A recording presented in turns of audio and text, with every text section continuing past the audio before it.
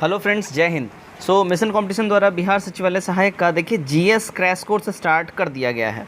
अगर आप सब इसमें सम्मिलित होना चाहते हैं, जुड़ना चाहते हैं, तो यहाँ पे आपको नंबर दिख रहा है। इस नंबर के ऊपर आप लोग व्हाट्सएप पे मैसेज करेंगे, पेमेंट्स डिटेल ले लेंगे और इसी नंबर के ऊपर पेमेंट करके स्क्रीनशॉट आपको भेज देना है।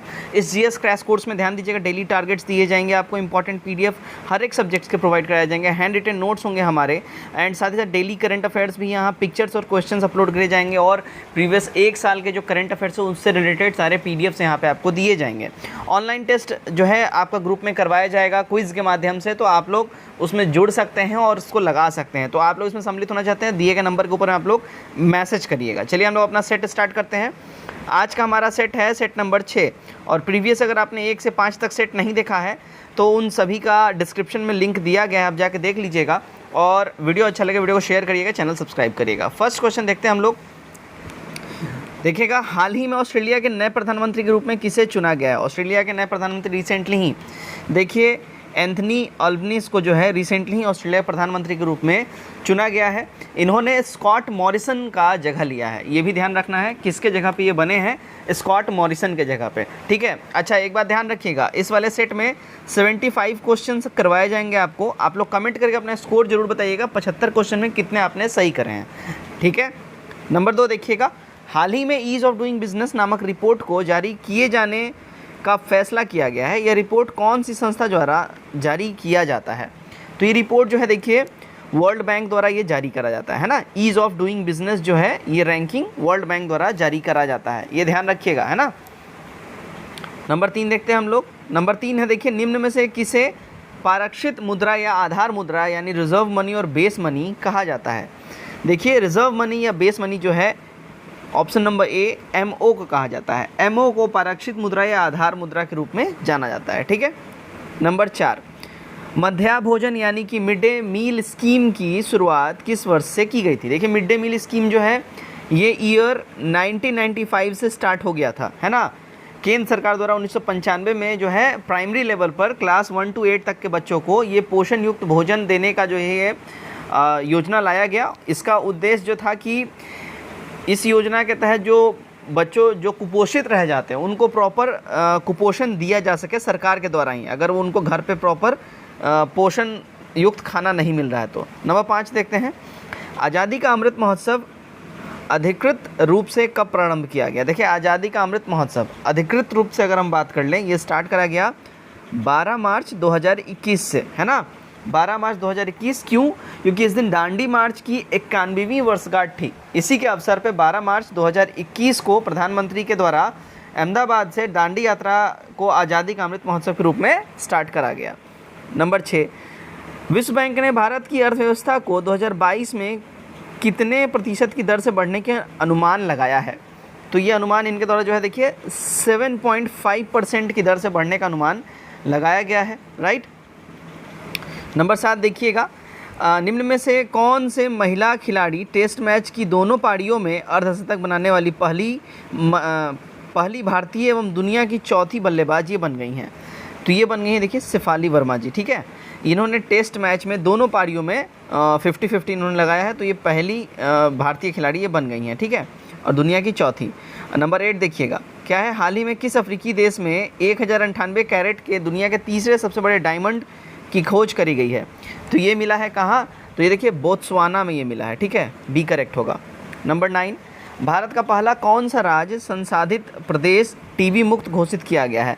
तो टीबी मुक्त जो राज्य या केंद्र शासित प्रदेश जो घोषित किया गया है वो है देखिए लक्षद्वीप, ठीक है ना। सी हमारा करेक्ट हो जाए। 24 मार्च 2021 को डॉक्टर हर्षवर्धन ने इसको टीबी मुक्त घोषित कर दिया था।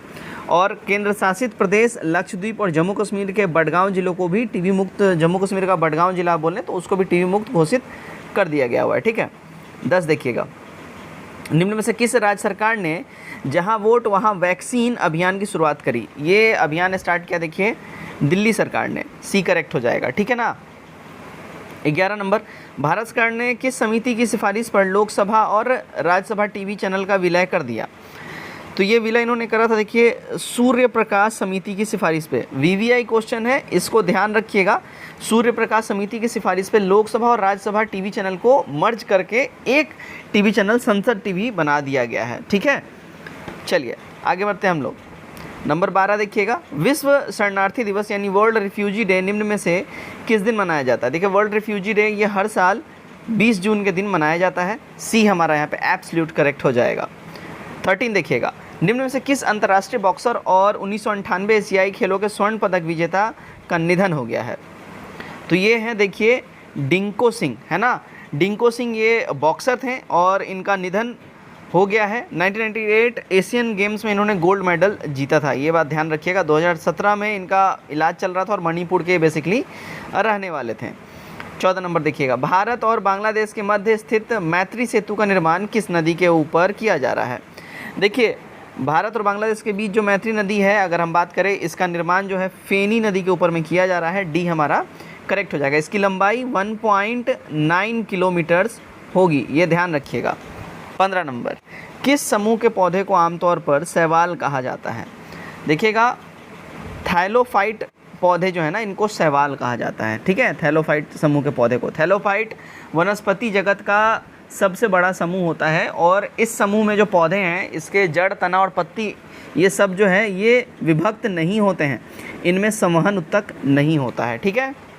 चलिए 16 देखते हैं, मानव पाचन तंत्र में डैश पित्त का स्राव होता है? तो मानव पाचन तंत्र में जो है ध्यान रखिएगा, यकृत से, लिवर से पित्त का जो है स्राव होता है। ध्यान रखिएगा, पित्त जो है पीले हरे रंग का होता है और इसका अगर पीएच वैल्यू की बात कर लें, पित्त का पीएच वैल्यू, तो पित्त का पीएच वैल्यू होता है 7.7, ध्यान रखिएगा, है ना, 7.7 हो जाता है। आगे बढ़ते हैं हम लोग। 17 नंबर, निम्नलिखित में से कौन सा मानवों में पुरुष प्रजनन प्रणाली का हिस्सा नहीं है? तो पुरुष प्रजनन प्रणाली का जो हिस्सा अगर हम नहीं है जो बोलें, तो देखिए शुक्रवाहिका, टेस्टोस्टेरोन, वृषण, ये सारे हैं और अंडाशय ये फीमेल्स में मिलता है, इसलिए अंडाशय हमारा नहीं होगा। डी हमारा करेक्ट हो जाएगा। 18 देखिएगा, एक व्यक्ति में तंत्रिका कोशिका डैश तक लंबी हो सकती है? तो तंत्रिका कोशिका जो है एक इंसान में, ध्यान रखिएगा, 100 सेंटीमीटर तक लंबी, इतनी बड़ी हो सकती है, राइट। 19 नंबर देखते हैं, निम्नलिखित से किसे मास्टर ग्रंथि के रूप में जाना जाता है? देखिए मास्टर ग्रंथि के रूप में पीयूष ग्रंथि को हम लोग जानते हैं, तो ए हमारा यहाँ सत्य हो जाएगा। नंबर 20 देखिएगा, रुधिर में किसकी मात्रा अधिक होने पर मधुमेह कहा जाता है? देखिए रुधिर में जो है ना अधिक मात्रा में जब ग्लूकोज होता है ना, तब उसको हम लोग बोलते हैं कि डायबिटीज़ हो गया है, ठीक है।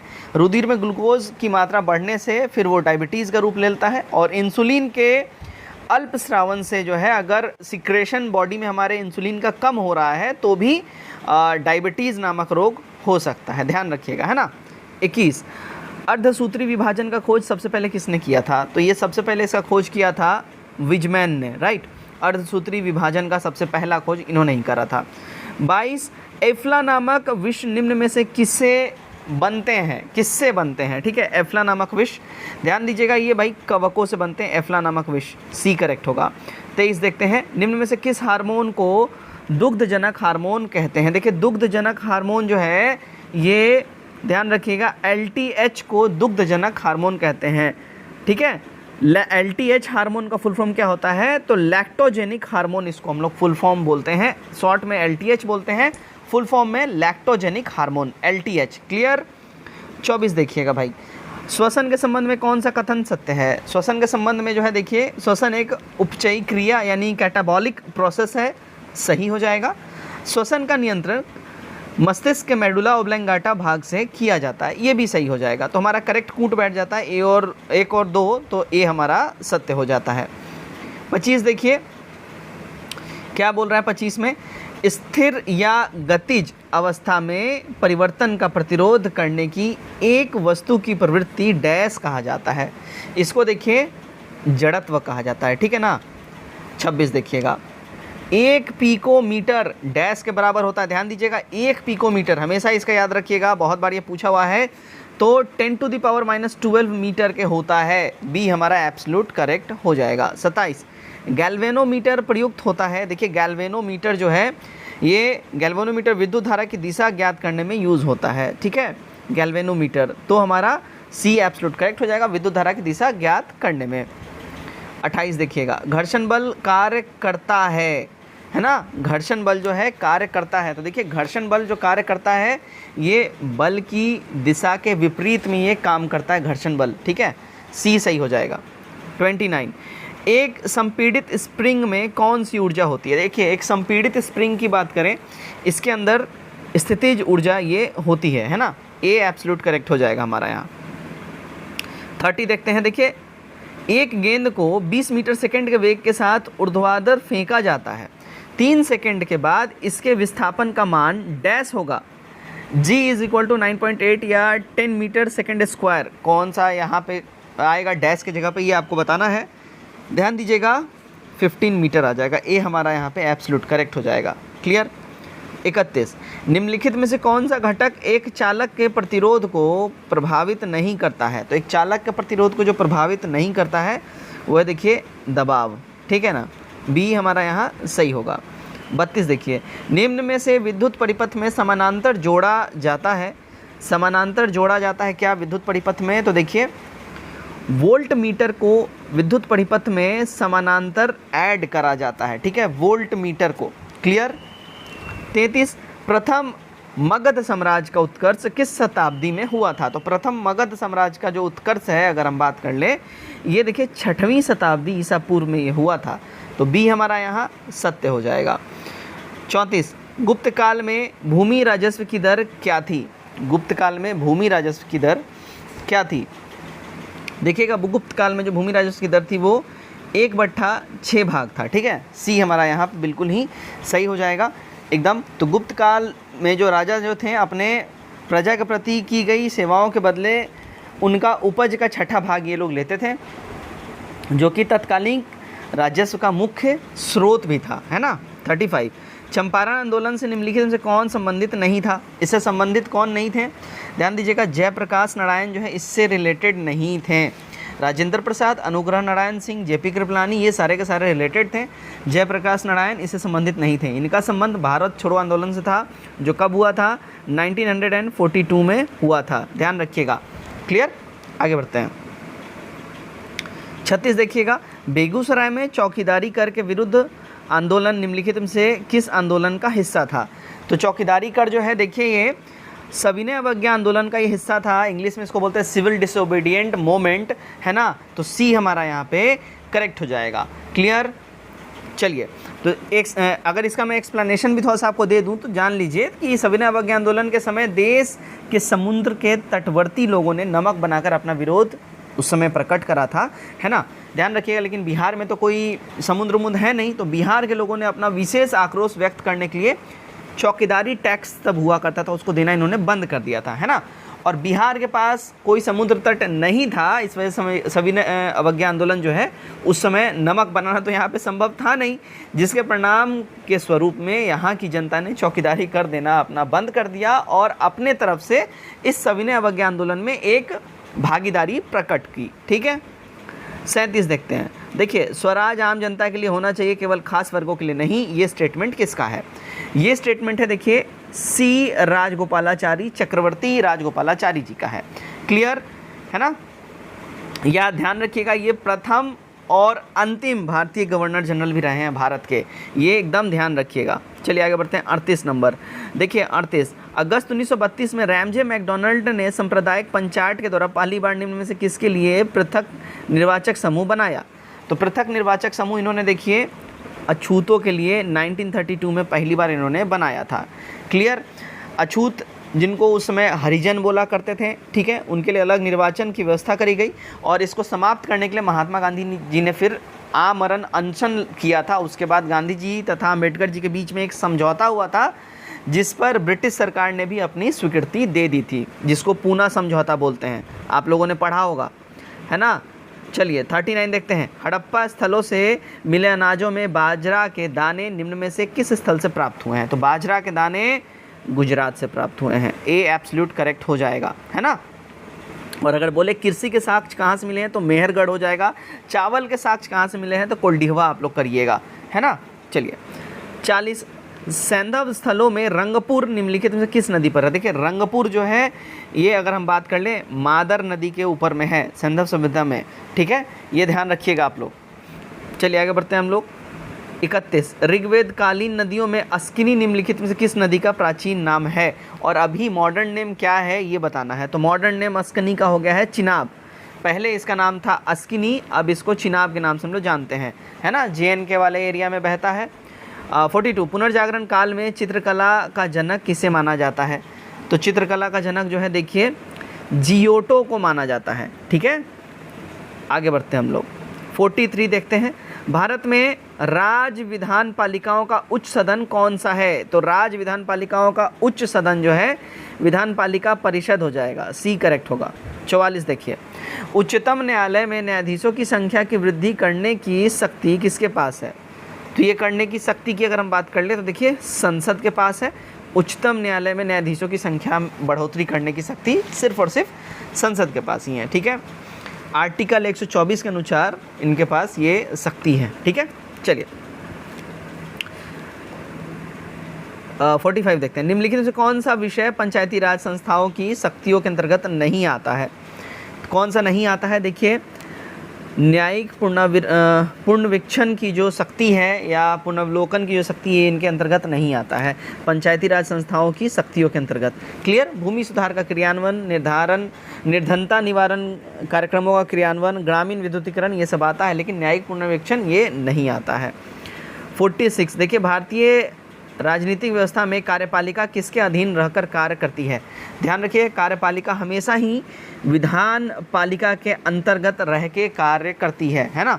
भारत में संसदीय शासन व्यवस्था को अपनाया गया है जिसमें कार्यपालिका को सदस्य संसद विधान पालिका के सदस्य होते हैं और कार्यपालिका संसद लोकसभा के प्रति सामूहिक रूप से ये लोग रिस्पॉन्सिबल होते हैं। ठीक है ना, कार्यपालिका तब तक अपने पद पर रहती है जब तक उसे लोकसभा का विश्वास मत प्राप्त रहता है। ठीक, 47 कानूनी विषयों पर राज्य सरकार को कौन परामर्श देता है। तो इनको परामर्श देता है महाधिवक्ता, बी एब्सोल्यूट करेक्ट हो जाएगा। 48 देखते हैं, भारतीय संविधान में किसके अंतर्गत पंचायती राज प्रणाली की व्यवस्था की गई है। तो पंचायती राज प्रणाली की जो व्यवस्था है ध्यान रखिएगा ये किया गया है राज्य के नीति निर्देशक तत्वों के द्वारा, बी हमारा यहाँ सत्य हो जाएगा। 49 देखिएगा, एक नया राज्य बनाने में संवैधानिक संशोधन के लिए कैसा बहुमत चाहिए। तो इसमें जो बहुमत चाहिए साधारण बहुमत चाहिए। ठीक है ना, बिल्कुल साधारण सा। आर्टिकल 368 में संसद को संविधान एवं इनकी व्याख्या में संशोधन की प्रक्रिया शक्ति प्रदान करी गई है और संविधान के अनेक उपबंध संसद के दोनों सदनों द्वारा साधारण बहुमत से संशोधित किए जा सकते हैं। ऐसा व्यवस्था बनाया गया आर्टिकल 368 के तहत। चलिए नंबर 50 देखते हैं हम लोग, क्या है। भारत में ब्लॉक स्तर पर बनी पंचायत समिति केवल है। तो भारत में ब्लॉक स्तर पर बनाई पंचायत समिति जो है केवल समन्वय और पर्यवेक्षक प्राधिकारी होते हैं। ठीक है, सी करेक्ट होगा।